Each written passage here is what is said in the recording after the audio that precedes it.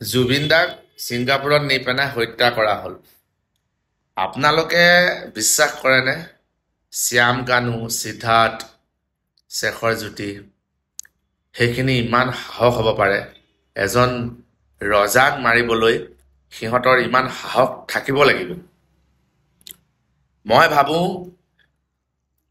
এই খেলটোত বহুত ডাঙৰ ডাঙৰ মানুহ জড়িত হৈ থকা নিচিনা মোৰ লাগে। নহ'লে এই অনা অসমীয়া আমাৰ সিদ্ধাৰ্থে ইমানখিনি প্লান কৰিব নোৱাৰে। ইয়াৰ লগত বহুত ডাঙৰ ডাঙৰ মানুহ জড়িত হৈ থাকিব, বহুত ডাঙৰ ডাঙৰ মানুহ জড়িত হৈ আছে। নহ'লে ন্যায় লাগোতে ইমান দিন লাগেনে? কাৰ মাথাত বা কি চলি আছে?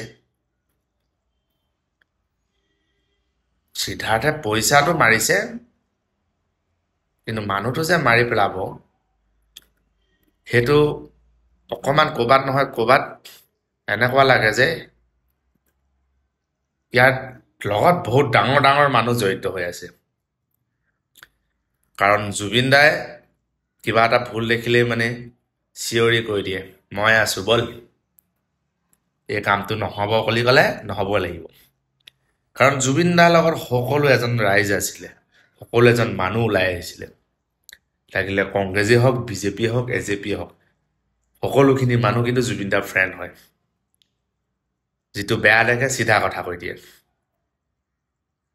কিছুমান জেগাত কৰাপশ্যনবোৰ কৰিব নোৱাৰিলে, কৰাপশ্যনবোৰ কৰিব পৰা নাই, সেইটো বোধেতো সেইবোৰ ক্ষেত্ৰত হৈও জুবিন দাক যদি কিবা হটাই দিওঁ বুলিও কোনোবাই চিন্তা কৰিব পাৰে।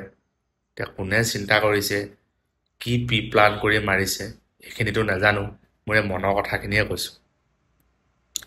বস্তুটো অকল সিদ্ধাৰ্থ বুলিয়ে নহয়, শ্যাম কানু বুলিয়ে নহয়, এইটো কি আছিলে শেখৰ বুলিয়ে নহয়, ইয়াত ৰৌ, বৰালি, মাগুৰ যিমানখিনি জড়িত হৈ আছে নহয়, চবকে ফাঁচিত দিব লাগে। কাৰণ সেই অনা অসমীয়াটোত ইনকাউণ্টাৰ কৰি মাৰি দিলে খতম হৈ যাব সিদ্ধাৰ্থক বা শেখৰ জ্যোতিক বা শ্যাম কানু। আমি শান্তি নাপাম, মনটোৱে অশান্তি লাগি থাকিব।